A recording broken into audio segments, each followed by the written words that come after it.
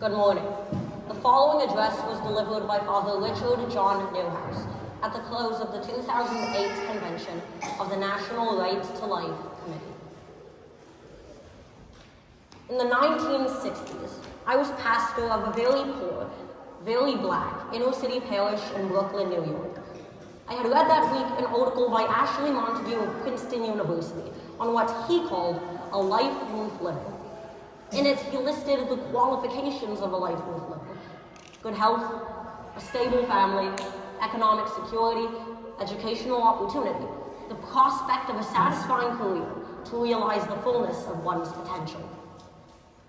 And I remember vividly, as though it were yesterday, looking out the next Sunday morning at the congregation of St. John of the Evangelists and seeing all of the older faces creased by hardship endured and injustice afflicted, and yet radiating hope undimmed and love unconquered.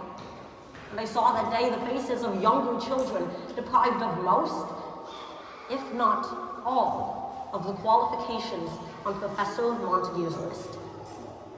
It struck me then like a bolt of lightning, a bolt that illuminated our moral and cultural moment, that Professor Montague and those of like mind believed that the people of St. John the Evangelists, people whom I knew and had come to love as people of faith and endurance and by the grace of God, hope unvanquished.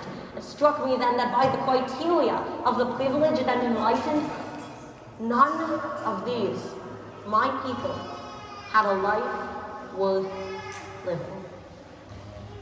In that moment, I knew that the great evil was afoot. The culture of death is an idea before it is a deed. In that moment, I knew that I had been recruited to the cause of the culture of life. To be recruited is to be recruited for the duration.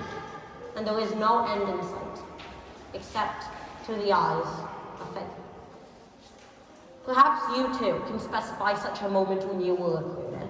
At that moment, you could have said, yes, it's terrible that in this country alone, 40,000 innocent children are killed every day, but then so many terrible things are happening in this world. You could have said that, but you didn't. You could have said, yes, the nation that I love is betraying its founding principles that every human being is endowed by God with inalienable rights, including and most foundationally the right to life. But the Supreme Court has spoken, and its word is the law of the land. What can I do about it? You could have said that, but you didn't. That horror, that betrayal would not let you go. You knew there and then that you were recruited to contend for the cause of the culture of life, and that you were recruited for the duration. The contention between the culture of life and the culture of death is not a battle of our choosing. We are not the ones who imposed upon our culture the lethal logic that a human being has no rights we are bound to respect if they are too weak, too small, too dependent, too burdensome. That lethal logic, backed by the force of law, was imposed by an arrogant elite that for almost 40 years has been telling us to get over it, get used to it. But we, the people, who are the political sovereign in this constitutional democracy, have not gotten over it. We have not gotten used to it, and we will never, ever agree that the culture of death is the unchangeable law of the land. We do not know, nor do we need to know, how the battle for the dignity of the human person will be resolved. God knows, and that is enough. We have heard of the voice of him who said, in this world you will have trouble, but fear not, I have overcome the world. Because he has overcome, we shall overcome.